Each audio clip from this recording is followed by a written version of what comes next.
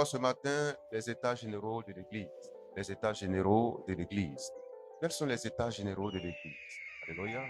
Quelle est la situation générale de l'Église? Quelle est la situation générale de l'Église? Nous sommes en fin d'année et ça, c'est déjà bon. À un moment donné, il faut s'arrêter pour faire un point, pour faire un bilan. Parce qu'un homme normal, il doit pouvoir faire son bilan. Mais moi-même, ma vie, là même, là, c'est comment? Qu'est-ce que j'ai fait? Où je vais?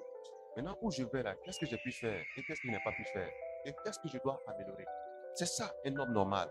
Quand tu as une voiture, le moteur te dit, il faut me vidanger. Ça veut dire, il faut me nettoyer. L'huile est là, il faut enlever, il faut changer l'huile. Sinon, je ne vais pas avoir longue vie. Ça va? C'est ça, faire la vidange du moteur. Donc, un homme, toute une année, il doit pouvoir lui aussi se vidanger. Enlever ce qui est mauvais. Parce que l'huile qu'on enlève du moteur, c'est crasseux. C'est sale, c'est dégueulasse. Ça détruit le moteur. C'est comme ça, dans ton être là, il y a une mauvaise huile. Il faut enlever pour la remplacer. Alléluia. Il faut te désintoxiquer par moment. Abandonner certaines choses. Il faut donner du repos à ton corps. Il faut mettre ton corps en vacances par moment. Ça va? Donne du repos à ton corps par moment. Ça lui permet de réfléchir. Ça lui permet de se stabiliser. Ça lui permet de faire le point. Mais moi-même, qu'est-ce que j'ai pu faire? Qu'est-ce que je dois faire? Parce qu'un homme doit vivre avec un objectif, un projet, une ambition.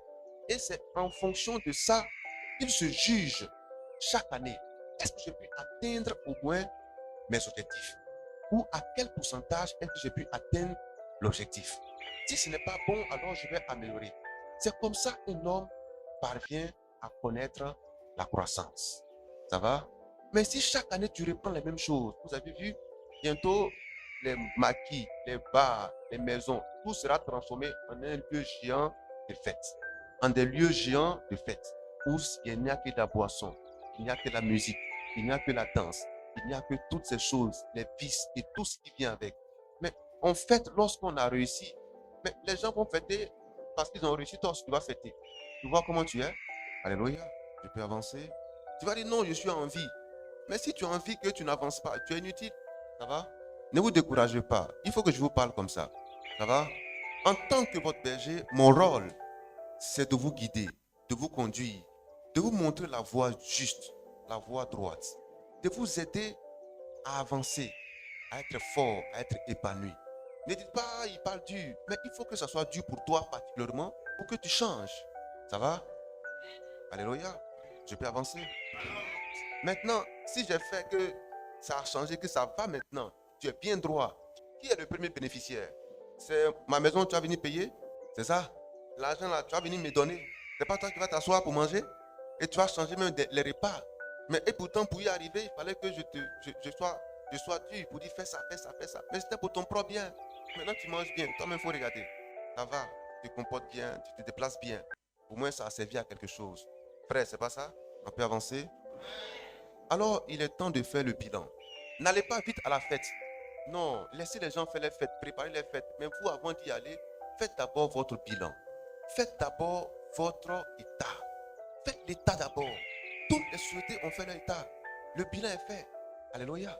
Pour voir qu'est-ce qu'il en est. C'est quoi le chiffre d'affaires cette année? Qu'est-ce qui a marché? Qu'est-ce qui n'a pas marché? Et qu'est-ce qu'on doit améliorer? Mais dans ta propre vie, c'est comme ça que tu dois procéder.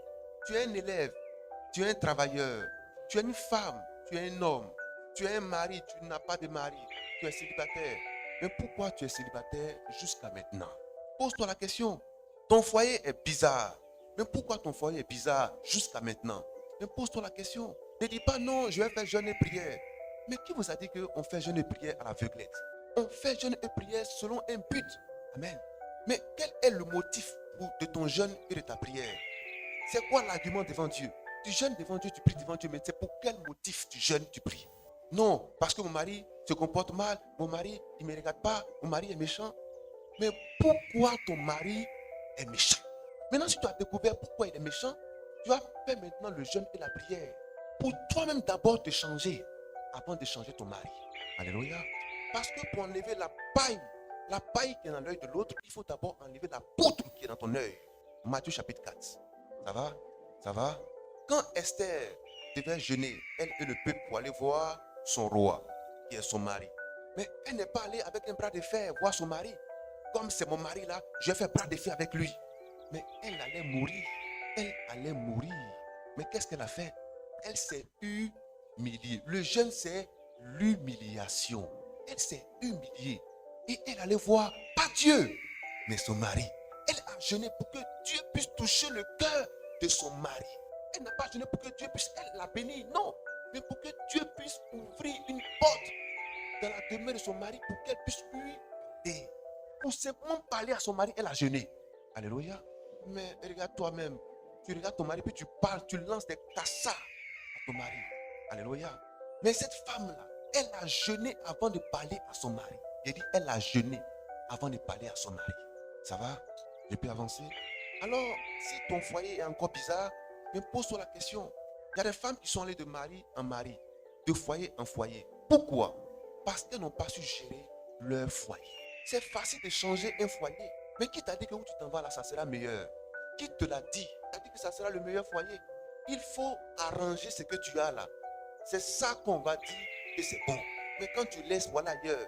Mais quand tu laisses, quelqu'un d'autre va prendre. Et quand la personne a pris ça, la personne va rendre ça bien. Et demain, tu vas dire, ah, mais qu'est-ce qui s'est passé? Il ne s'est rien passé. C'est parce que tu n'étais pas une bonne personne. Alléluia. Je vais dire à quelqu'un, c'est le temps de faire ton bilan. Pourquoi ta vie est encore en retard? Pourquoi ta vie est encore bizarre? Alléluia. Pourquoi tu n'as pas encore telle chose? Il y a des femmes qui disent non, moi je n'ai pas d'enfant. Jusque-là, je n'ai pas d'enfant. Mais pose-toi la question, pourquoi tu n'as pas d'enfant jusqu'à maintenant? Pendant que Dieu t'a donné tout ton organisme au complet, qu'est-ce que tu as fait de ta matrice? À qui est-ce que tu as vendu ton ventre? À qui est-ce que tu as vendu tes trompes? À qui est-ce que tu as vendu ton corps? Et pourquoi? Et pour combien? Mais quand tu l'as fait à cet homme-là, mais tu pensais que tu faisais la jeunesse. Mais lui, il a pris une partie de toi, il est parti avec pour être riche. Depuis, tu payes sa cash. Alléluia. Alléluia. Mais avant souvent d'accuser les sorciers, il faut voir ta propre vie. Quelle est la vie que tu menais quand tu étais encore plus jeune? Tu as fait des avortements.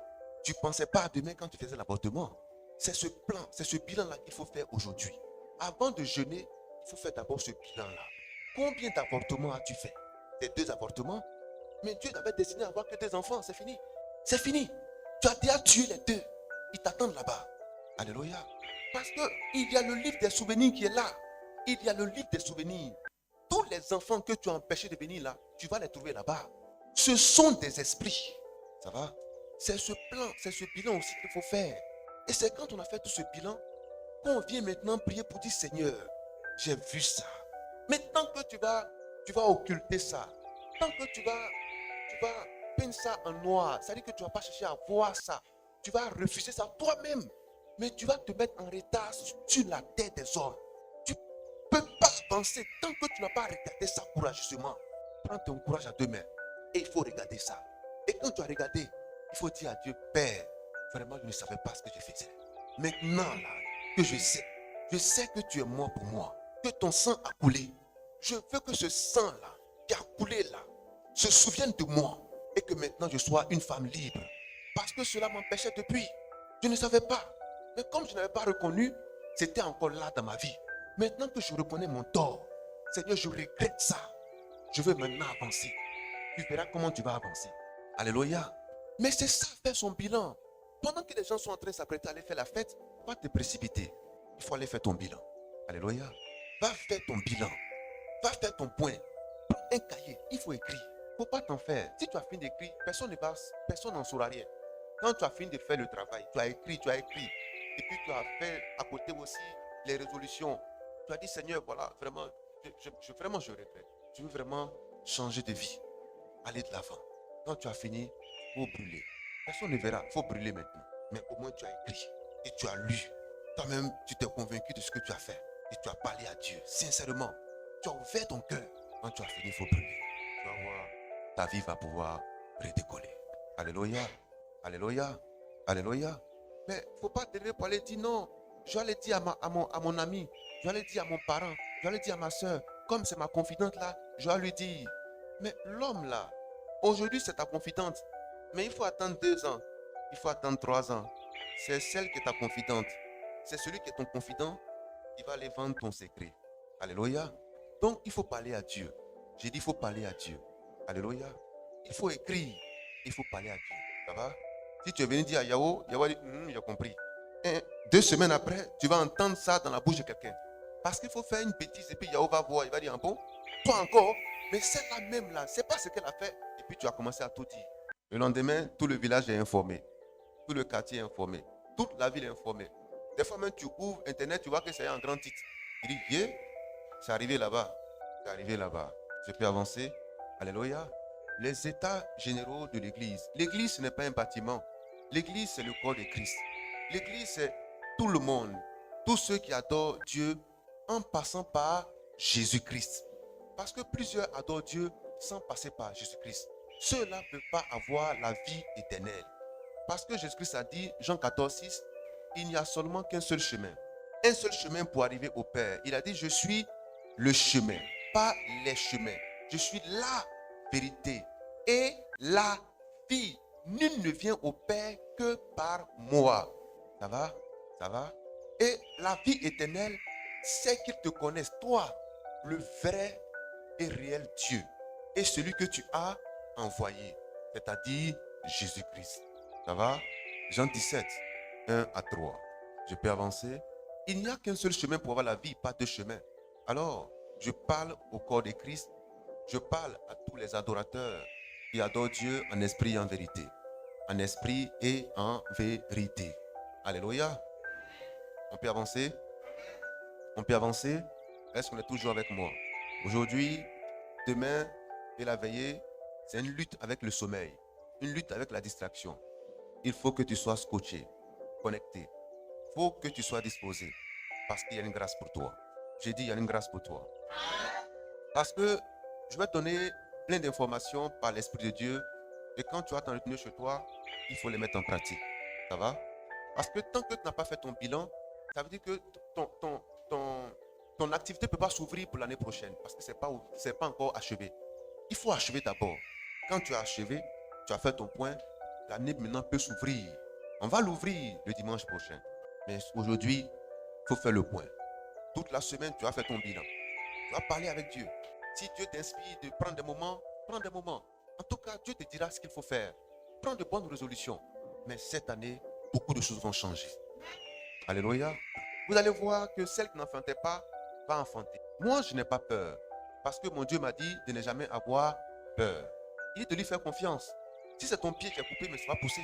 Comment le pied est venu? Comment le pied est venu? Ce n'est pas Dieu qui l'a créé dans le ventre. Mais celui qui l'a créé une première fois, il ne peut pas la créer une deuxième fois. C'est ça. Tu dis non, c'est parce que dans mon ventre, il y a quelque chose qu'ils ont enlevé. Ou bien c'est parce que dans mon ventre, là, c'est sec. Mais celui qui a fait la sécheresse, ce n'est pas lui qui a fait l'humidité. Alléluia. Mais on dit quelque chose, ils ont enlevé quelque chose. Mais la chose qu'ils ont enlevée là, qui l'a mis? Qui l'a mis? Qui l'a créé? Oh, s'il a créé ça une fois, il peut prier. Alléluia. C'est pourquoi moi j'ai toujours confiance en Dieu. Peu importe, même si c'est ton œil qui a été crevé, mets ta confiance en l'Éternel, l'œil peut revenir et va revenir. Il va te donner un œil nouveau. Moi je crois en ce Dieu. C'est pourquoi, frères et sœurs, vous allez voir de grands miracles dans cette église. Parce que nous croyons aux miracles de Dieu. Nous croyons aux activités du Saint-Esprit dans l'église. Si c'est moi qui fais, je vais dire non, c'est lourd. Ce miracle est trop lourd, je ne peux pas. Mais c'est Dieu qui fait. Qu'est-ce qui est lourd devant lui? Mais un homme dit, mais pour qu'une femme soit enceinte, il faut d'abord que j'aille coucher avec elle. Alléluia. Mais Dieu dit, pour qu'une femme soit enceinte, je n'ai qu'à envoyer le Saint-Esprit. Je n'ai qu'à envoyer le Saint-Esprit. Et quand le Saint-Esprit est venu sur Marie, mais Marie est devenue enceinte. Est-ce que quelque chose est impossible à Dieu? Alléluia. Mais s'il a envoyé l'Esprit Saint sur Marie, et puis un enfant est né d'elle, l'enfant a une tête, il a eu 2 bras, 2 pieds, il a eu un corps normal. Mais qui l'a fait? N'est-ce pas le Saint-Esprit? Mais si le même Saint-Esprit est appelé encore sur un corps qui a vu un de ses membres amputé, mais est-ce qu'il ne peut pas faire réapparaître cela? Mais alors, pourquoi vous avez peur? Pourquoi est-ce que vous avez peur? Mettez votre confiance en lui. Mets ta confiance en lui. Mets ta confiance en lui. Mets ta confiance en lui. Peu importe ce qui t'est arrivé, mets ta confiance en lui. J'ai dit, mets ta confiance en lui. Alléluia. Il y a une femme, notre sœur Sarah, qui attendait un enfant. Il n'est pas dit que Elle était éparpillée dans la ville. Elle se donnait à toutes sortes d'hommes. N'importe quel homme va avec elle. Et puis bon, elle n'a pas pu réussir sa vie. Et puis elle est restée comme ça, elle n'a pas eu d'enfant. C'est pas ce qui est écrit. Hein. C'est pas ce qui est écrit. Il est dit qu'elle avait un seul homme. C'est lui qui l'a connu. Il s'appelait Abraham. Il n'est pas dit qu'elle allait d'homme en homme. Elle se marie. Elle attendait un enfant. L'enfant ne venait pas. Mais Dieu lui a fait la promesse. Elle s'y est accrochée. À 90 ans, l'enfant est venu. Très souvent, il y a des femmes qui disent non, moi, j'ai 60 ans, je n'ai pas encore enfant. Tu as eu combien de maris? Alléluia. Tu as eu combien de maris? Il faut faire le point de ça là d'abord, avant de demander un miracle. Fais le point de ça d'abord avant de demander un miracle. C'est facile de dire Sarah avec 90 ans qu'elle a eu un enfant. Mais elle est restée avec un seul homme. Toi, tu as eu combien d'hommes dans ta vie? Tu as fait combien de curettages? Combien d'avortements? Fais le point là d'abord, avant de continuer. On peut avancer? On peut avancer? Garçon passe. Tu regardes, c'est mon genre. Alors que tu es marié. Tu vas avoir un enfant comment? S'il y a l'esprit de l'adultère dans ton esprit, il faut faire le point de ça là d'abord. Alléluia. Je peux avancer? Restez calme et avançons. Regardez bien. Dieu parle à l'église. Apocalypse 3, à partir du verset 14. Il parle à l'église. Et voilà ce qu'il dit. Il dit à l'ange, il dit écrit à l'ange de l'église de Laodicée. Est-ce qu'il parle à une mosquée? Il parle à quoi? À une église. Or, l'église, ce n'est pas un bâtiment, c'est le corps de Christ. Donc, il parle au corps de Christ. Et l'ange, c'est le pasteur de l'église. Il dit écrit à l'ange, écrit au pasteur de cette église. Alléluia. Écrit au prophète de cette église. Il faut lui parler. Parce que la parole de Dieu vient au prophète. C'est lui l'ange. Dieu lui parle et lui parle à l'église. Va lui parler. Comment il a parlé à l'église là et puis je commence à voir ce genre de comportement dans l'église. Il parle en quoi cette église afin qu'elle puisse changer. Alléluia. Je peux avancer. Et voilà ce qu'il dit. Il dit, je connais tes œuvres. Donc, je connais tes œuvres. Il sait que tu as des œuvres. Il sait que tu travailles. Il sait que tu as des activités dans l'église. Il sait ce que tu fais dans l'église. Ce que tu fais pour le corps de Christ. Il sait. Il dit, je connais tes œuvres. Je connais tes œuvres. Alléluia. Je sais que tu n'es ni froid ni bouillant. Peux-tu être froid ou bouillant? Ainsi, parce que tu es tiède et que tu n'es ni froid ni bouillant, je te vomirai de ma bouche. Voici le premier constat. Voyez-vous, les états généraux, il faut faire le constat. Il faut faire le constat. Qu'est-ce qui est existant? Qu'est-ce que vous avez pu faire? Qu'est-ce que vous avez pu réaliser? Quelles sont les tâches accomplies? D'abord, fais le point. Alléluia. Fais d'abord le point. Maintenant, quand tu as fait le point, tu as fait l'inventaire, tu sauras ce qui n'a pas été fait, ce qui n'a pas été accompli, l'objectif non accompli et quel est son pourcentage. Ça va? Je peux avancer? Je peux avancer? Dieu constate que l'église, elle est ni froide ni bouillante. Donc elle est comment? Elle est tiède. Mais qu'est-ce que l'église, qu'est-ce que Dieu appelle une église tiède? C'est une église qui a pris un peu de monde et un peu de Dieu. Ça devient tiède. L'église a pris un peu de monde, les choses du monde. L'église les a récupérées et elle a gardé certaines choses de Dieu. Et elle a voulu faire un mélange, une mixture. Ça s'appelle de l'hybridation. Alléluia. C'est devenu tiède. Il y a un peu de Dieu dedans et puis il y a un peu de Satan dedans. Il y a un peu de... Quand on prend la musique, on dit c'est une musique chrétienne. On dit musique chrétienne. Mais vous-même, soyez honnête. La musique chrétienne que vous écoutez aujourd'hui, là, vous la retrouvez où?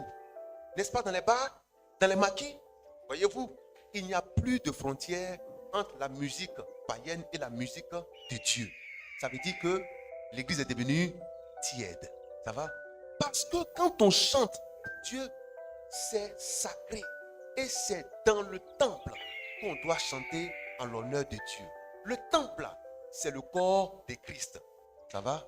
Mais les gens, comme ils sont rusés, ils vont vous dire, non, mais Dieu peut se manifester aussi d'en bas. D'accord? Il va se manifester d'en bas. Mais il n'a qu'à se manifester dans la GN en même temps. C'est mieux. Parce que chaque endroit a sa spécificité. Voyez-vous comment vous êtes habillé? Mais si vous devez partir au champ, est-ce que vous allez vous habiller de cette manière? Vous partez à la pêche, vous vous habillez comme ça? Bon, vous allez à un rendez-vous galant, ou bien à un rendez-vous, un entretien d'embauche, ou bien à une simple rencontre amicale. Vous allez voir que ce n'est pas le même habillement que vous allez avoir. Mais c'est ça, frère. Si vous voyez quelqu'un qui est en train de raisonner avec les choses sacrées de Dieu, éloignez-vous de cette personne. C'est une personne qui a la marque de la flétrissure. Ça veut dire que elle a la marque de la condamnation. Elle n'a plus peur. Ton papa te regarde, te dit, mon enfant, je n'aime pas ça. Ou bien, il n'a même pas besoin de te regarder, de te parler, de regarder seulement. Tu sais qu'il veut te dire quelque chose. Tu vas te calmer. Mais quand ton papa te parle, tu dis, oh, faut laisser, c'est la mode. Tu parles comme ça à ton papa. Tu parles comme ça à ton papa, que c'est la mode. Tu vas faire musique bien, musique zouglou, musique zouk, musique coupé décalé, musique reggae, musique. Mais vous aussi, c'est quel genre de musique aujourd'hui où on doit adorer Dieu avec coupé décalé? On danse sur la tête, on fait freaking. Ça va? Alléluia, alléluia, alléluia, alléluia, alléluia. Frère, quand vous entendez ça, c'est que l'église est devenue tiède. C'est ça le bilan aujourd'hui. Aujourd'hui, ceux qui chantent pour Dieu doivent pouvoir faire leur bilan. Quelle est la musique que vous chantez? Amen. Quels sont vos tests? Si cela n'est pas empreint de la crainte de Dieu, c'est que c'est du monde dont vous vous inspirez. Regardez bien les sonorités. Mais ce n'est pas inspiré de Dieu. Ce n'est pas inspiré de Dieu. C'est inspiré de Satan. Vous allez dire non, mais c'est Dieu qui fait tout. D'accord. Mais il y a deux esprits sur la terre. C'est pourquoi dans ta propre tête, là, il y a deux pensées. Il y a la pensée positive et il y a la pensée négative. Il y a la pensée qui dit qu'il ne faut pas faire et l'autre va te dire non, il faut faire. Tête. Mais pourquoi dans ta tête, il n'y a pas qu'une seule pensée? Il y a deux esprits sur la terre. Et il y a un esprit qui est bon, il y a un esprit qui est mauvais. L'esprit mauvais s'appelle Satan. L'esprit bon s'appelle Dieu. L'esprit Christ. L'esprit de Christ. Alléluia. Jésus te dit, tes frères en Christ vont te dire, cette musique-là, c'est païen. Tu dis non, c'est pas païen. C'est pour gagner plus d'âmes. Non. Mais si tu t'entêtes dans ça, en réalité, tu sais qui t'a envoyé. Parce que ton vrai Père, ce n'est pas le Saint-Esprit. Ce n'est pas Dieu, mais c'est Satan. 2 Corinthiens 11, 14 à 15. On va lire cela. 2 Corinthiens 11, 14 à 15. Frères et sœurs, il y a deux esprits sur la terre. Il y a un esprit positif et un esprit négatif. Il y a l'esprit saint et il y a l'esprit d'égarement. L'esprit de mensonge. L'esprit de Satan. Et l'esprit de Satan est un imitateur. L'esprit de Satan est un imitateur. Et qu'est-ce qu'il fait? Il se fait passer pour Dieu. C'est un menteur. Il se fait passer pour Dieu. C'est un imitateur. Ce n'est même pas la photocopie. Parce que quand on dit la photocopie, c'est que c'est fait de l'original. C'est la falsification. Alléluia. Alléluia. Je peux avancer? Qui me suit? C'est la falsification. Ce sont des usurpateurs. C'est de la contrefaçon. Ça va? Ça va? 2 Corinthiens 11, 14 à 15. Lisons, frère. 2 Corinthiens 11, 14 à 15. Et cela n'est pas étonnant. Cela n'est pas étonnant. Dieu dit, vous ne devez même pas vous étonner. Vous ne devez pas vous étonner. Vous ne devez pas vous étonner. Mais nous ne devons pas nous étonner de quoi? De quoi? Puisque quoi? Satan lui-même Satan lui-même se déguise en ange de lumière. Satan lui-même se déguise en un ange de lumière. Donc Satan se fait passer pour l'ange de Dieu. Donc vous allez voir, certaines personnes auront des visions, des songes, auront des apparitions et diront, j'ai vu l'ange de l'Éternel. Fais attention, il faut faire attention. Ça peut être Satan que tu as vu. Parce que tu as vu une lumière. Tu dis, oh, c'est la lumière. Mais qui vous a dit que la lumière qui est là, c'est l'esprit de que vous venez de voir? Ça peut être l'esprit de Satan parce qu'il se déguise en ange de lumière. On dit qu'il se déguise. Il s'est déguisé. Déguisé veut dire, il fait comme. Il prend l'apparence d'eux. Ça va? Quand tu vois, tu penses que c'est ça. Mais ce n'est pas ça. C'est Satan qui est là. Il t'a blagué. Alléluia. Oui, frère. Il n'est donc pas étrange Il n'est donc pas étrange que ces ministres aussi se déguisent en ministres de justice. Qu'est-ce qu'on appelle un ministre? Ce sont les prédicateurs qu'on appelle ministres. Ce sont les pasteurs. Certains pasteurs, certains apôtres, certains docteurs, certains prophètes, certains évangélistes. Alléluia. Mais ça encore c'est bon. Mais si vous voyez d'autres venir ajouter, très dessus. Alléluia. Alléluia. Où on met archi-bishop, où on met très révérend, grand évêque, général évêque, évêque général, évêque caporal, évêque lieutenant. Faites attention à ces appellations. Alléluia. Ça veut dire que l'église a commencé à être tiède. Mais attends, comment un homme de Dieu peut s'appeler évêque lieutenant, évêque général? Bon, vous voyez, ça attiédit l'église. Ça va attiédir l'église. Alléluia. C'est ce bilan qu'il faut faire. Et il n'est pas encore trop tard. Il faut enlever ce nom blasphématoire. Ça aussi c'est important. Parce que le nom a un impact. Le nom montre ta destinée. Le nom dit de qui tu viens. Parce que quand on dit quel est le nom de ton père, on sait d'où tu viens. Quel est ton village. Mais quand tu dis que toi, tu es évêque général, on sait d'où tu viens et où tu vas. Comme tu es encore en vie, tu as le temps de te repentir. Alléluia. Alléluia. Je peux avancer. Je peux avancer. Peu importe la manifestation que vous allez voir venant de ces hommes, faites attention. Ça aussi, c'est faire le bilan. Les états généraux de l'église. Vous allez voir des manifestations, des hommes prophétiser, des hommes parler en diverses langues, des hommes faire des miracles, des prodiges. Mes frères, ça, ce n'est pas étonnant. Matthieu 24, 24. Disons ça. Matthieu 24, 24. 2 Thessaloniciens. 2 Thessaloniciens. Ça va? 4. Allons-y. 2 Thessaloniciens 2, 9 à 12. 2 Thessaloniciens 2, 9 à 12. Mais on peut déjà commencer au verset 4. Oui, écoutez bien et suivez attentivement. Les états généraux de l'église. L'église doit pouvoir se regarder dans le miroir et dire, aujourd'hui là, quel est le chemin que je vais prendre? Aujourd'hui, regardez très bien. Regardez les affiches, regardez les émissions, regardez les spots.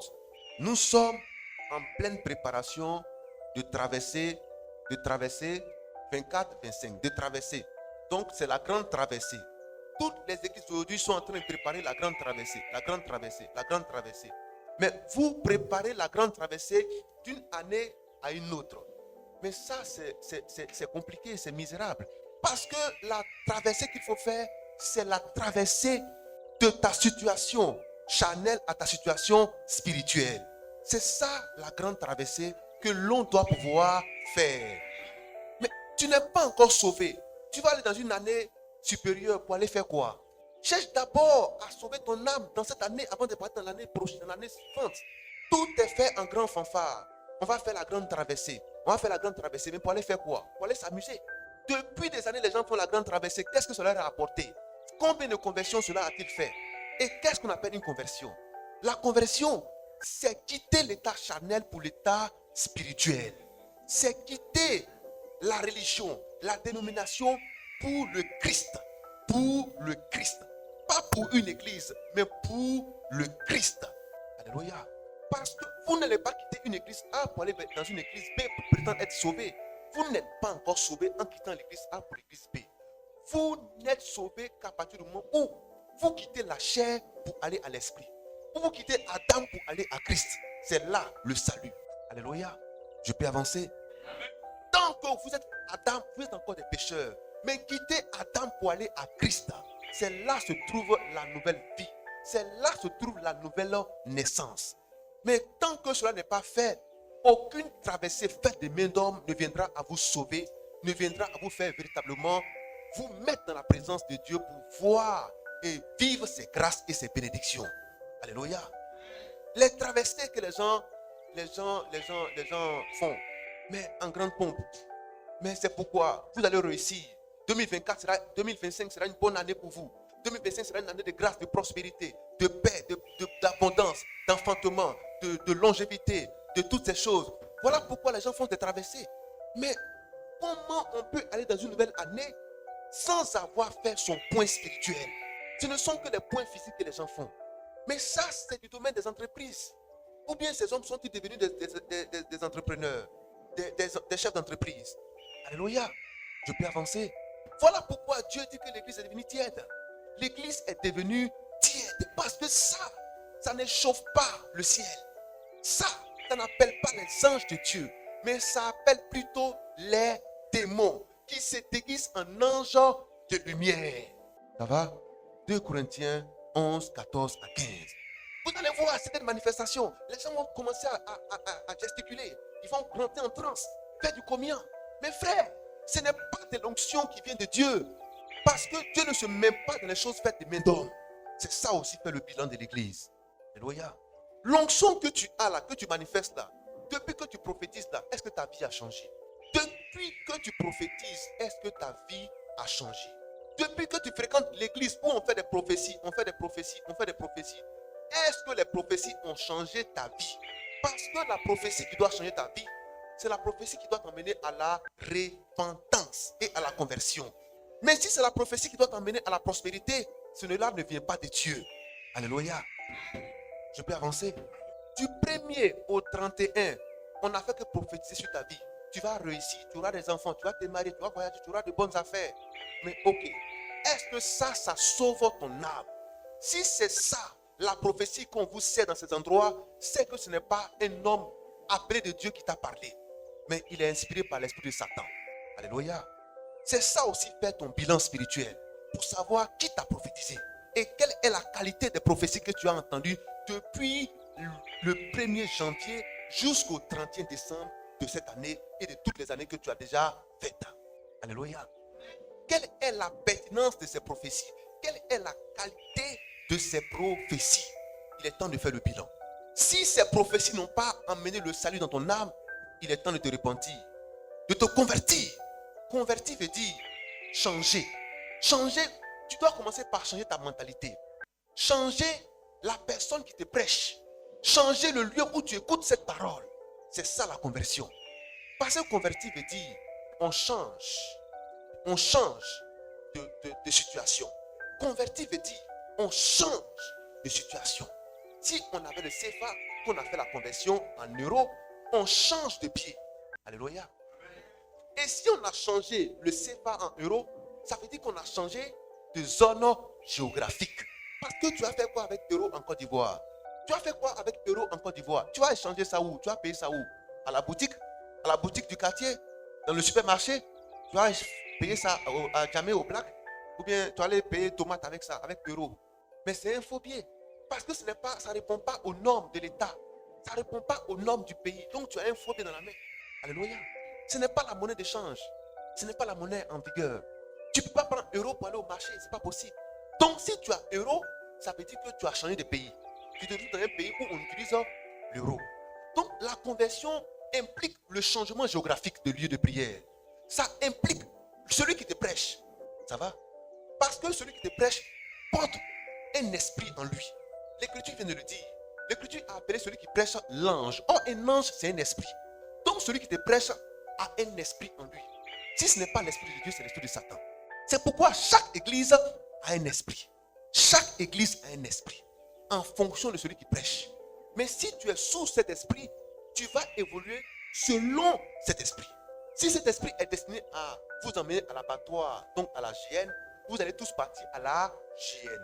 Parce qu'il a été détaché du ciel pour venir accomplir une mission sur la terre dans une église. S'il a fait le choix de toi, ton église, et que c'est un ange de la mort, un ange de Satan, tu es perdu. Entends ce message et fais ton point. Convertis-toi. Alléluia. Je reprends. La conversion implique deux choses. Le changement de pied et le changement de lieu. Alléluia. Tu ne peux pas utiliser le CD. C'est ça? Le CD en Côte d'Ivoire. Tu ne peux pas. Mais si tu as le CD, tu es obligé de le cacher et d'aller l'utiliser dans un pays où on utilise le CD. Ça va? C'est ça. Il faut changer la matière. Change la matière. J'ai dit à quelqu'un, change la matière. Alléluia. Change le pied.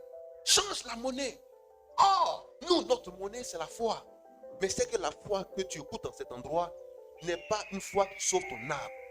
Parce que la foi vient de ce qu'on a entendu, de la parole de Dieu. Mais est-ce que c'est vraiment la parole de Dieu? Parce que le serviteur de Dieu qui est en train de parler là, mais lui aussi c'est un serviteur du diable. Parce que celui qui l'a envoyé, c'est Satan. Mais qu'est-ce qu'il va vous donner? Il va vous donner les paroles de Satan. Tu vas penser que ce sont les paroles de Dieu, mais pourtant ce sont les paroles de Satan. Il a aussi temps de faire le bilan des paroles que tu as écoutées. Est-ce qu'elles viennent vraiment de Dieu? Si elles ne viennent pas de Dieu, alors il faut t'en repentir. Ça veut dire change la parole et change le lieu. Je peux avancer? Est-ce qu'on est découragé? Les gens courent. Je vais adorer Dieu. Mais on dit les enfants savent courir, mais ils ne savent pas se cacher. Frère, quand on dit il y a danger, il ne faut pas courir dans le désordre. Il faut courir là où il y a la sécurité. Mais tu as couru pour aller dans le feu, mais tu n'as rien fait. Beaucoup aujourd'hui courent pour aller dans le feu, au lieu de courir pour aller dans un lieu sûr. Tu quittes une église A pour aller dans une église B. Mais regarde bien les ramifications de cette église avec d'autres églises. Alléluia. Tu viens prier dans une église A. L'église A est en connexion avec l'église B. Qu'est-ce que tu as fait? Tu n'as rien fait. Parce que bonnet rouge, rouge, bonnet. Alléluia. Je peux avancer. Et si l'église A et l'église B ont les mêmes caractéristiques, ont les mêmes manières de prêcher et elles ne se mettent pas ensemble, il faut faire attention. Parce qu'elles divisent le corps de Christ. Alléluia. Vous prêchez le même message. Vous avez la même doctrine. Restez ensemble et faites la même association. Ça aussi, c'est faire le bilan de l'église. Je peux avancer? Alléluia. Alléluia. Il ne s'agit pas de dire non, c'est mon église. Et je vais dire demain, voici les églises de Zérégbé. Ah bon? Moi, j'ai des églises. Alléluia. Mais les églises sont à Christ. Je ne suis qu'un serviteur dans cette église. Je ne suis qu'un serviteur dans cette église. Et j'ai pour fonction de berger dans cette église. C'est le job que Dieu m'a donné dans son église. C'est le petit travail qu'il m'a donné dans son église. Je ne suis qu'un ouvrier dans l'église. Alléluia. Je ne suis qu'un ouvrier dans l'église, mais je dis c'est pour moi. Mais s'il dit que c'est pour moi les églises, mais ça veut dire clairement que ce n'est pas le lieu où on trouve Dieu. C'est pour quelqu'un qui était là. Qui était là. C'est pour quelqu'un. C'est pour quelqu'un l'église là. Qui était là. Ça aussi c'est faire le bilan. C'est faire ton bilan spirituel. Tu es dans l'église de quelqu'un, mais tu vas être sauvé comment? Quitte là pour être sauvé. Quitte là pour être sauvé. Alléluia. Et va dans l'église de Jésus-Christ. Alléluia. Alléluia. Parce que frère, si un citoyen lambda a une église, mais c'est une affaire de famille. Parce que ce monsieur-là, il va gérer l'église avec sa femme. S'il est pasteur, il va nommer sa femme pasteur ou bien prophétesse. Il ne va jamais la nommer évangéliste. Il va la nommer pasteur, prophétesse. Parce que s'il a commencé par évangéliste, il aura trop parlé à la maison. Elle va se plaindre. Mais pourquoi tu m'as rétrogradé? Amen. Ça, c'est une église familiale. Ça appartient à monsieur, à madame et aux enfants. Le jour où monsieur n'est pas là, madame va hériter de l'église. Donc, elle va hériter de vous. De vous. Elle va hériter de vous. C'est-à-dire que c'est vous qui allez être sa propriété. C'est ça. Quand l'église appartient à un homme, ça veut dire que vous lui appartenez. Mais quand l'église appartient à Christ, nous appartenons à qui? À Christ. Qui a compris cela? Alléluia. Quand l'église appartient à un homme, vous lui appartenez. Or, si vous lui appartenez, vous appartenez aussi à sa femme, à ses enfants, à ses petits-enfants, à ses enfants, arrière-enfants. Parce que c'est une affaire de généalogie. Alléluia. Ça aussi, c'est le bilan de l'église. Ça fait combien d'années ton propriétaire, là, c'est le pasteur. Mais c'est pourquoi ta vie est comme ça. Il faut que ça change. Alléluia. Ton propriétaire doit être Jésus-Christ. Ton propriétaire doit être Jésus-Christ. Quand ton propriétaire est Jésus-Christ, ton salut est garanti. Fais ton bilan cette année. Il ne faut pas courir pour aller te mettre dans faire des traversées. Ils vont te faire traverser Alléluia. Alléluia. Mais ils vont courir avec toi en vain. On te fait courir d'une année à une autre. Une année à une autre. On te plaque comme un enfant. On dit ça va aller cette année. Prends courage, ça va aller. Prends courage, ça va aller. 2025 là, ça sera pour toi. Mais frère, mais on te prend comme un gamin. Est-ce que tu as besoin qu'on te dise que 2025 sera pour toi? Fais toi-même ton propre bilan pour savoir quelles sont tes priorités. Où est-ce que tu veux partir? Où est-ce que tu veux partir? Mais c'est ça qui est important. Alléluia. Mais quand vous vous mettez sous la toge de ce genre d'homme de Dieu, vous limitez vos capacités. Vous limitez vos capacités. Vous limitez vos capacités. C'est pourquoi restez sous le couvert de Christ. Lui qui a des capacités illimitées. Je veux pour vous que vous prospériez à tous égards. Comme prospère l'état de vos âmes. 3 gens. Alléluia. Je veux que vous prospériez à tous égards. Comme prospère l'état de vos âmes. C'est parce que je sais que vos âmes prospèrent que vous allez prospérer maintenant. Alléluia. Alléluia. Qui Dès les églises dénominationnelles, cela veut dire quoi? Cela veut dire que ça porte le nom du pasteur. C'est ce qu'on appelle l'église dénominationnelle. Cela veut dire que l'église porte le nom du pasteur. Alléluia. Mais non, mais non. L'église doit porter le nom de Jésus-Christ. Parce que le pasteur était novié dans cette église. Et quand son mandat est achevé, Dieu le prend et le ramène à la maison. Et il choisit un autre. Faites votre bilan, peuple de Dieu. Et regardez où est-ce que vous priez. Si le lieu porte le nom du pasteur, quittez là-bas. Ça sera pour vous faire un bon bilan. Parce que ce n'est pas Dieu que vous priez, mais vous priez le pasteur sans le savoir. Parce que chaque église est portée par un esprit. Et si c'est le pasteur dont le nom est sur l'église, ça veut dire clairement que c'est son esprit. Or, si son esprit est un esprit satanique, c'est Satan que vous adorez sans le savoir. Fais votre bilan. J'ai dit fais ton bilan. Fais ton bilan spirituel. Ne cours pas vers les traversées. Alléluia. Ne cours pas vers les traversées. Il ne court pas vers les passages. Traverser, passage, traverser, passage. Il faut inventer encore un autre mot. Laissez ces choses. Ce sont des choses faites de main d'homme. Mais vous, regardez à Christ et suivez là où il va. Allez-y. Oui, frère. Matthieu 24, 24. Car Il s'élèvera il s'élèvera de faux Christ de faux Christ. et de faux prophètes. Or, et Christ, c'est un oint. Christ, c'est l'Esprit de Dieu. Alléluia. Alléluia. Christ, c'est l'Esprit de Dieu. Ça va? Je peux avancer. Il se lèvera de faux Christ, donc de faux esprits de Dieu. Qui a compris cela? Il s'élèvera de faux esprits de Dieu. Des esprits combien? Des esprits vaudous. Des esprits de sorcellerie dans l'église. Regardez très bien. Si ton homme de Dieu porte des chevalières ou une chevalière, s'il porte une bague bizarre, tu vas trouver que c'est une bague bizarre. Mais il faut bien remarquer, si ce sont des chevalières, soit à la main gauche ou au doigt gauche ou au doigt droit, fais attention. Ça peut être une chevalière. Ça peut être des fois les bagues de mariage qui ont été magnétisées. Faites très attention. Vous allez voir souvent des colliers ou des bracelets, des chaînes. Des chaînes. Ce sont des chaînes magnétisées. Alléluia. Ce sont des chaînes qui attirent le monde dans l'église, qui maintiennent les gens dans l'église. Ce sont des bagues qui attirent les gens dans l'église, qui les maintiennent dans l'église. Vous voyez, mais ils prêchent quoi? Ils prêchent rien. Mais le monde est là. Mais qu'est-ce qu'ils portent? C'est magnétisé. C'est l'esprit vaudou. C'est la sorcellerie dans l'église. Il est temps de faire aussi ce bilan-là. Voilà pourquoi l'église est tiède. Voilà pourquoi l'église est tiède. Alléluia. Il y a un peu de Dieu et il y a un peu de satanistes. Alléluia. Il y a un peu de Dieu. C'est-à-dire, on ouvre la parole de Dieu comme ça. On met devant l'église. On met tout ce qu'il faut. Avec tout ce qu'il faut. Les objets, soi-disant sacrés. Mais l'objet sacré qui nous reste et que nous devons avoir, c'est Jésus-Christ. Alléluia. Ce n'est pas un crucifix. Non. Ce n'est pas des talits. Non. Ce n'est pas le képa. Non. Ce n'est pas les parfums. Non. Ce n'est pas ces choses.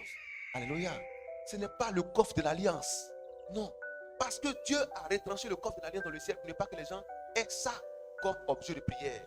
Ça, c'est aussi le bilan de l'église. Je peux avancer. On est découragé. Les états généraux de l'église, il faut que ça se fasse. Pour savoir qu'est-ce qui se passe vraiment dans le corps de Christ. Est-ce que Dieu est encore dans l'église? Est-ce que le Saint-Esprit authentique est encore dans l'église? Est-ce que Dieu parle encore dans l'église? On voit beaucoup d'églises. On voit beaucoup de manifestations. On voit beaucoup de temps de prière. Beaucoup de croisades.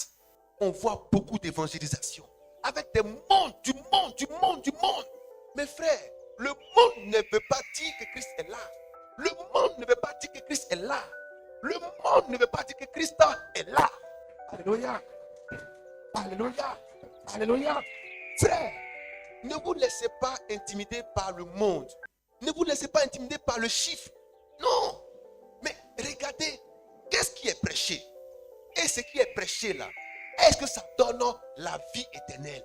Et quand ça donne la vie éternelle, est-ce que les brebis sont suivies? Matthieu 28, 19 à 20. Voilà la recommandation du Seigneur. Allez et faites de toutes les nations des disciples, les baptisant au nom du Père, du Fils et du Saint-Esprit. Et enseignez-leur à observer ce que je vous ai prescrit. Ce que je vous ai prescrit. Alléluia. Je vous donne un exemple. 1 Corinthiens 4, à partir du verset 14. Paul dit, moi Paul, voilà ce que je vous ai enseigné. Je ne vous ai pas enseigné autre chose. Observez ce que je vous ai enseigné. Parce que vous les nations, c'est moi Paul qui vous ai engendré en Jésus-Christ. 2 Timothée 2:2. Il dit, veille sur ça et enseigne-le à des hommes fidèles. Ne change pas cet enseignement. 1 Timothée 4:16. Il a dit encore à Timothée, veille sur cet enseignement que tu as reçu. Persévère dans ces choses. En y persévérant, tu te sauveras toi et tu sauveras ceux qui t'écoutent. Il n'y a pas deux doctrines. Il y a une seule doctrine et une saine doctrine. On a trouvé? Oui, frère. Hein? On a trouvé? 2 Timothée 2. Est-ce qu'on a trouvé 1 Timothée 4? Mais il faut regarder. Oui? Non, 1 Corinthiens 4, à partir du verset 15. 1 Corinthiens 4, à partir du verset 7. Oui? 15 plutôt. Car quand vous auriez Car quand vous auriez 10 000 mètres en Christ, Car quand vous auriez 10 000 mètres en Christ, vous les nations là, vous qui parlez de Jésus à travers le monde, en dehors d'Israël, voilà comment Dieu a classifié le monde. Il y a Israël qui est un groupe à part. Et en dehors d'Israël, tous les autres là, Dieu les a appelés des nations. Donc tous les autres pays en dehors d'Israël, c'est de ça dont Dieu parle. Tout ce groupe là, c'est Paul qui nous a engendrés. Alléluia. C'est Paul qui nous a mis au monde. C'est Paul qui nous a présenté à Christ. C'est Paul. Alléluia. Ce n'est pas Pierre. Pierre, c'était pour Israël. Et Paul, c'était pour les nations. Voilà les deux dispensations. Alléluia. Pierre devait aller vers Israël.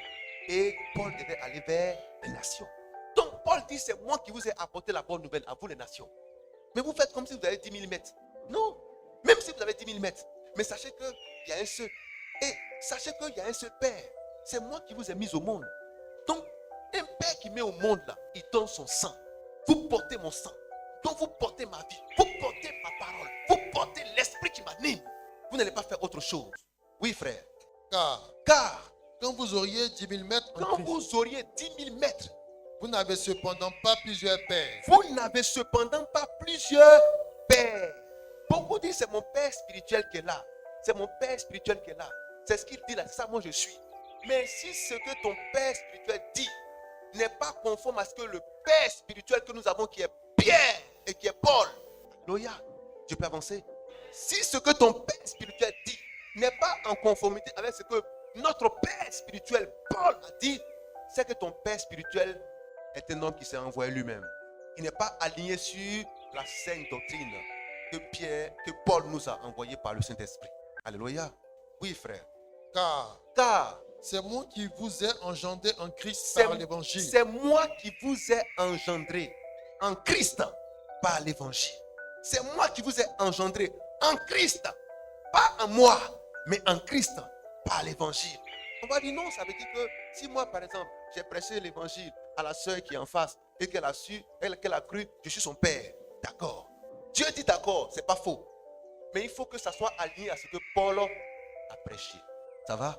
Il faut que ça soit aligné à ce que Paul a prêché. Frère, il faut continuer. Et on va prendre 1 Timothée 2:12. Je vous en conjure donc, Je vous en conjure donc, soyez mes imitateurs. soyez mes imitateurs. Pour cela, je vous ai Est-ce qu'on peut acclamer cela? Alléluia. Alléluia. Qu'est-ce qu'il a dit? Qu'est-ce qu'il a dit? Qu'est-ce qu'il a dit? Qu'est-ce qu'il a dit? Nous devons être les imitateurs de qui? Nous devons être les imitateurs de qui?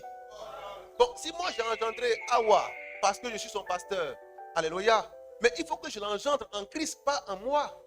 Il faut que je l'engendre en Christ, alléluia. Mais il faut que cela soit aligné à ce que Paul a prêché. Voilà pourquoi il dit soyez mes imitateurs. Or, imiter veut dire faire comme. Si je ne fais pas comme Paul, alors Dieu ne m'a pas envoyé. Dieu ne m'a pas envoyé. Oui, frère, continue. Pour cela, je vous ai envoyé Timothée. Pour cela, je vous ai envoyé Timothée. Frère, attends. Pour cela, je vous ai envoyé Timothée.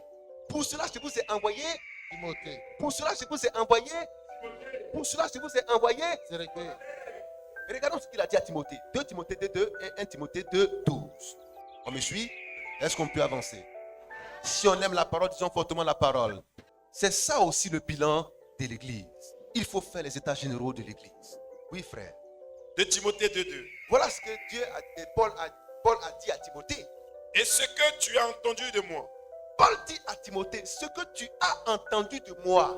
Or, quand Paul parle à Timothée, il parle à tous les serviteurs de Dieu qui allaient venir après lui. Donc, tous les serviteurs de Dieu sont appelés des Timothées de Paul. Alléluia. Nous sommes les Timothées et nous devons obéir à la voix, à la saine doctrine. Nous devons faire comme, nous devons imiter notre Père spirituel qui est Paul. Je peux avancer? Est-ce que je peux avancer? Oh, si Paul est notre Père spirituel et que Paul aussi a été engendré, qui est alors notre vrai Père spirituel? Est-ce qu'on peut acclamer cela? Notre vrai Père spirituel, c'est le Seigneur Jésus-Christ. Alléluia. On dit derrière village, il y a village. Je peux avancer maintenant? Est-ce qu'on aime la parole? Alléluia. Tu viens voir, voilà mon Père spirituel. Moi, mon Père, c'est Paul. Hein. Paul dit, moi, mon Père, c'est Jésus. Mais qui est ton Père spirituel? Qui est ton Père spirituel? Qui est ton Père spirituel? C'est clair comme l'eau de roche. Parce que Jésus va me dire, mais toi, tu viens faire quoi ici? Il dit, moi, c'est moi, Jésus. Il dit, oui, d'accord. Mais qu'est-ce que tu as prêché? Il dit, mais Jésus, qu'est-ce que Paul a prêché? Alléluia. Oh, Paul, il a son nom dans la fondation du temple spirituel. Il a son nom là-bas. Oh, s'il a son nom, que moi j'ai prêché, qu'il a prêché, est-ce qu'on va m'interdire de rentrer? Mais si toi aussi tu as cru en ce que moi j'ai prêché, est-ce qu'on va t'interdire de rentrer? C'est pourquoi notre Père, c'est Christ. Alléluia. Il a dit, mais Paul, qui t'a envoyé? C'est le Père qui t'a envoyé. Mais qui a envoyé Paul? Il a dit d'être son imitateur. Paul aussi a dit, mais Seigneur, tu ne me connais pas? Ah, Paul, c'est toi. Ah, Paul, passe, c'est toi, Paul. Alléluia. Donc, tous ceux qui viennent avec ce que on a enseigné, Paul a prêché, tout le monde rentre. C'est ça, la voie pourvue par Dieu. Oui, frère. et ce que tu as entendu de moi, Ce que tu as entendu de moi. Mais est-ce que moi j'ai entendu quelque chose de quelqu'un d'autre? Il dit ce que tu as entendu de moi. Or, ce que Timothée a entendu de Paul a été transcrit dans la saine parole de Dieu. Alléluia. Alléluia. Donc, je n'ai qu'à regarder ce qui a été fait. Et je fais exactement parce que le Saint-Esprit viendra pour m'y aider. Oui, frère. en présence de beaucoup En présence de beaucoup de témoins, de témoins, confie-le confie-le. à des hommes fidèles. Ah bon? Qu'est-ce que Timothée doit faire? Confie-le Timothée doit faire quoi? Timothée doit le confier à des hommes fidèles à des hommes fidèles qui vont faire quoi? qui soient capables Qu'ils soient capables. de l'enseigner aussi à d'autres. Qu'ils soient capables de faire quoi? De l'enseigner De aussi à faire quoi? d'autres. De l'enseigner aussi à d'autres. Alléluia. Alléluia. Mais qu'est-ce que Paul a dit à Timothée? 1 Timothée 2,12. Qu'est-ce que Paul a dit à Timothée? 1 Timothée 2:12. Je ne permets pas Ah oui, à la femme d'enseigner. frère, est-ce qu'on peut acclamer ça?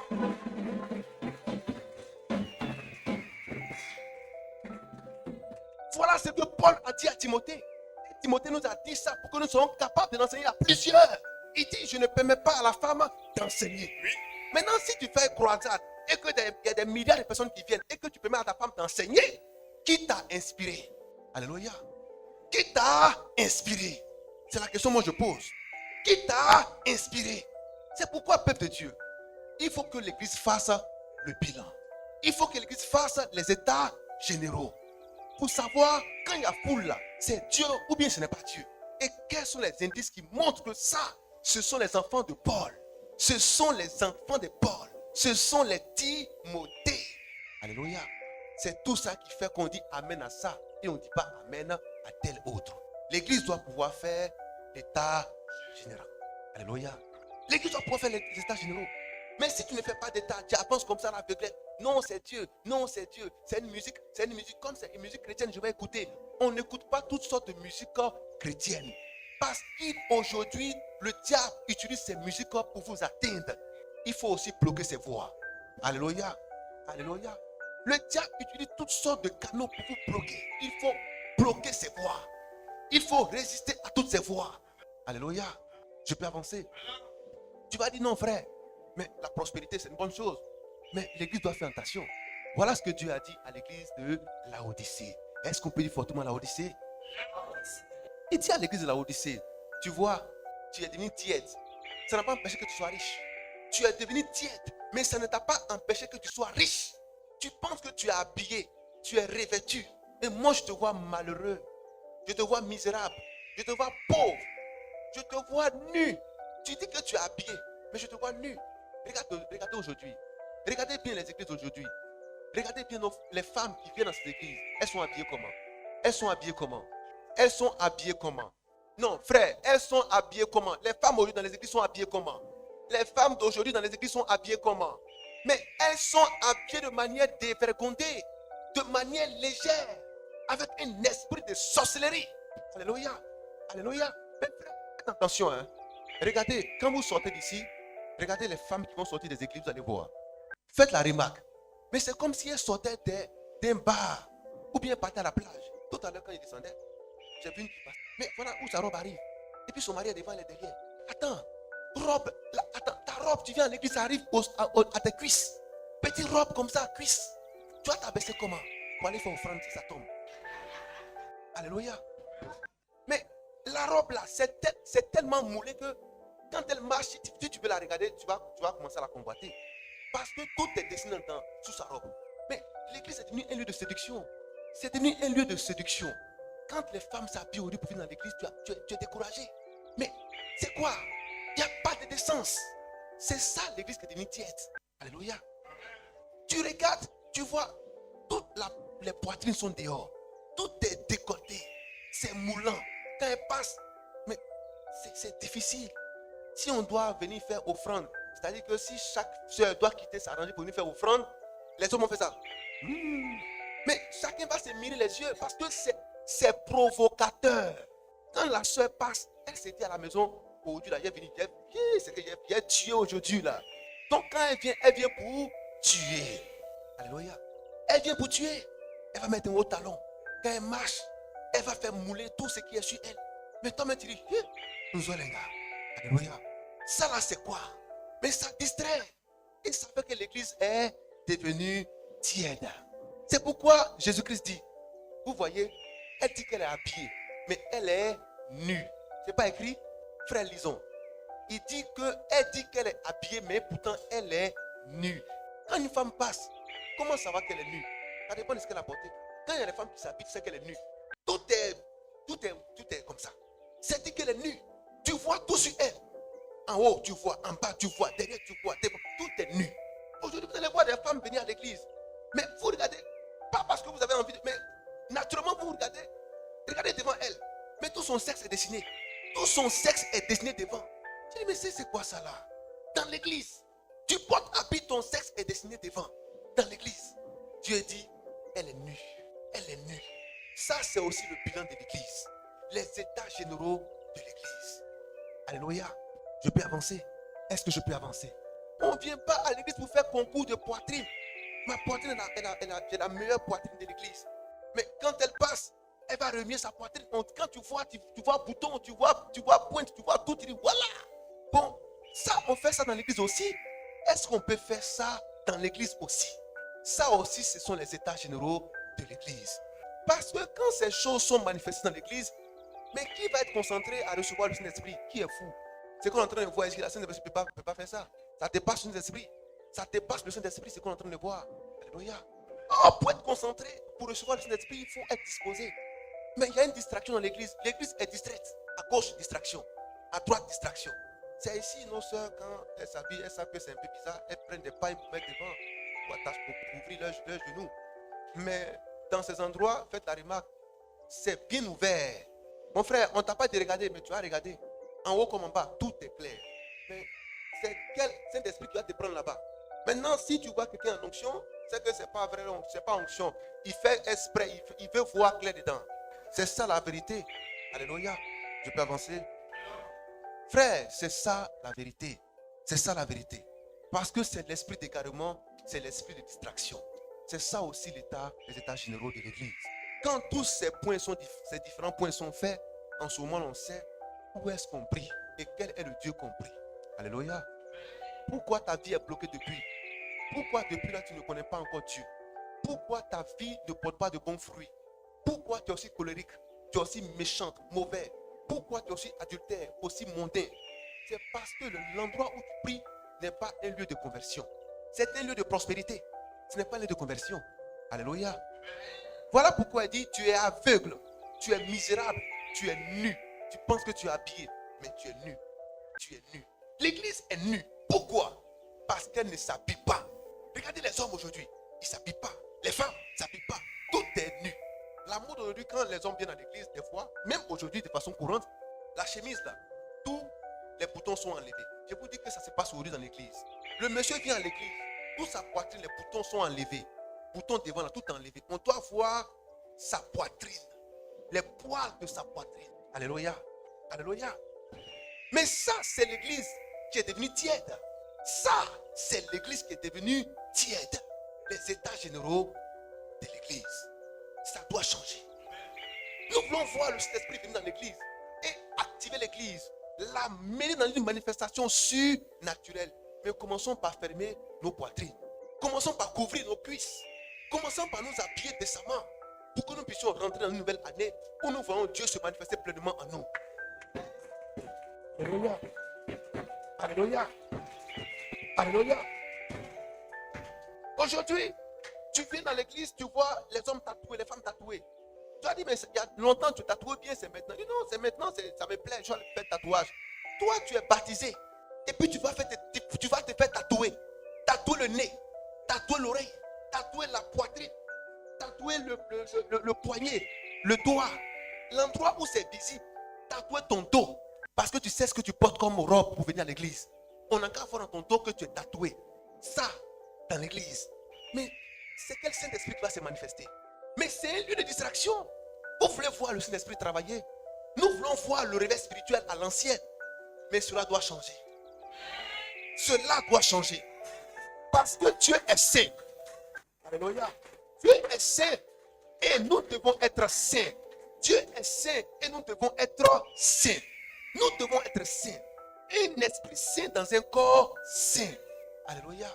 Mais c'est quel genre d'église aujourd'hui où c'est la souillure, c'est le monde, la mondanité. Les tatouages du monde se retrouvent sur le corps des gens dans l'église. Les vêtements des gens dehors se retrouvent sur le corps des gens dans l'église. Mais ça, c'est quel genre d'église? Une église qui est devenue tiède. C'est une église qui est devenue mélangée au monde. Une église hybridée. Dieu n'est plus. Voilà pourquoi vous allez voir au verset 20, Apocalypse 3, 20. Quand Dieu a vu tout ça dans l'église de Laodicée, vous allez me dire, mes frères, l'église de Laodicée, là, ça veut dire quoi? L'église de Laodicée, c'est l'église de nos jours, que Dieu appelle l'église de Laodicée. Je reprends. L'église de Laodicée, c'est l'église de nos jours là. Avant l'avènement de Jésus-Christ.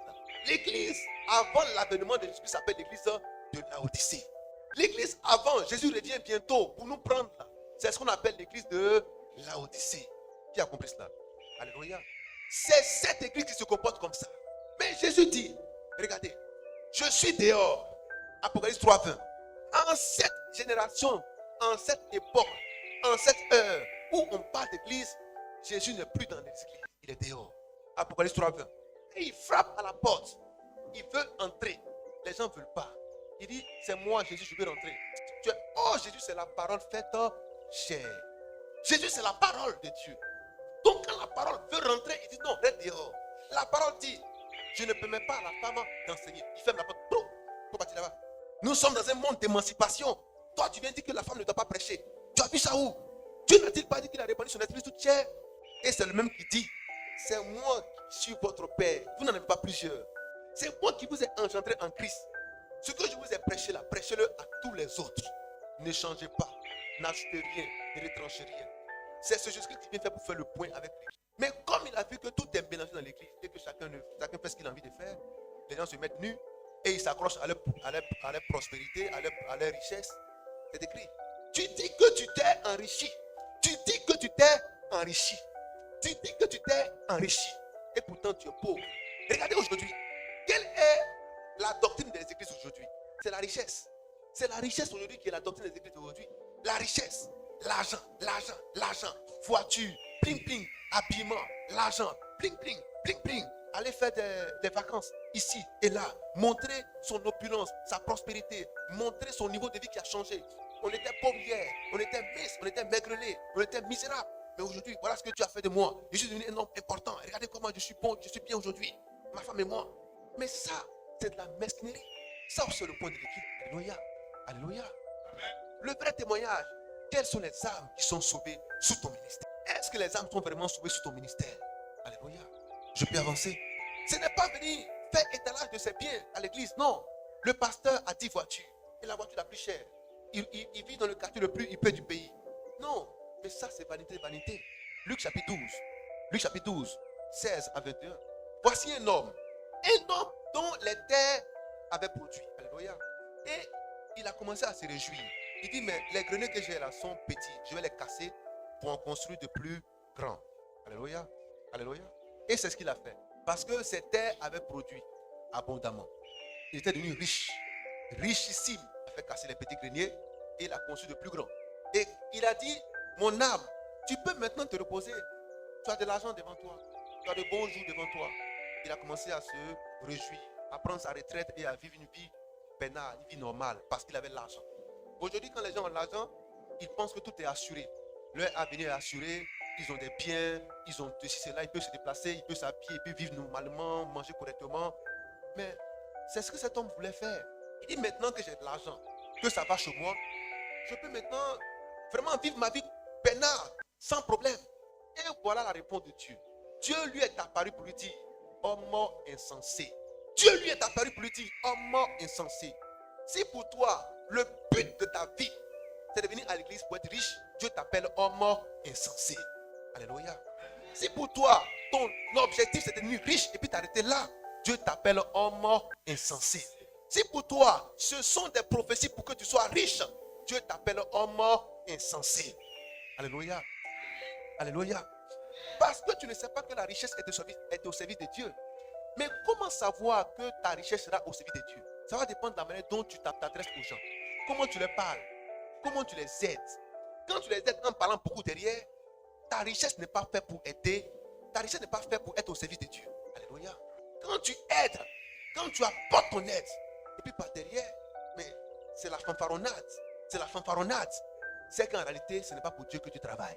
Tu travailles pour toi, pour t'attirer des faveurs, mais pas que les faveurs soient attirées vers Dieu. Parce que c'est Dieu qui t'a donné ce travail. C'est lui qui a mis les moyens dans tes mains pour que tu puisses les redistribuer. Pour donner la joie au cœur de plusieurs. Pour rendre plusieurs joyeux. C'est ça ton rôle. Mais si c'est pour toi l'occasion pour te gonfler, pour te glorifier, pour parler mal, c'est que ce n'est pas pour Dieu que tu travailles. Voilà comment on identifie quelqu'un qui ne travaille pas pour Dieu. Qui travaille pour soi-même. Alléluia. Alléluia. Voilà ce qu'on a trouvé Luc chapitre 12. Et vous allez voir que Dieu a dit, tu es un homme insensé. Toi, tu es un homme insensé. Cette nuit même là, tu vas mourir. Parce que tu comptes sur ton argent. Tu comptes sur tes biens. Tu comptes sur tes voitures. Tu comptes sur tes maisons. Tu comptes sur tes plantations. Tu comptes sur tes terrains. Mais Dieu dit, c'est dans ça que tu mets ta foi, tu vas mourir. Oui, frère. Luc 12 a parlé du verset 16. Oui. Et il leur dit cette parabole. Les terres d'un homme riche avaient beaucoup rapporté. Et il raisonnait en lui-même. Il raisonnait en lui-même. Disant, que ferai-je? Car je n'ai pas de place pour serrer ma récolte. Oui. Voici, dit-il, ce que je ferai. J'abattrai mes greniers. J'en bâtirai de plus grands. J'y amasserai toute ma récolte et tous mes biens. Oui. Et je dirai à mon âme. Et je dirai à mon âme. Je dirai à moi-même.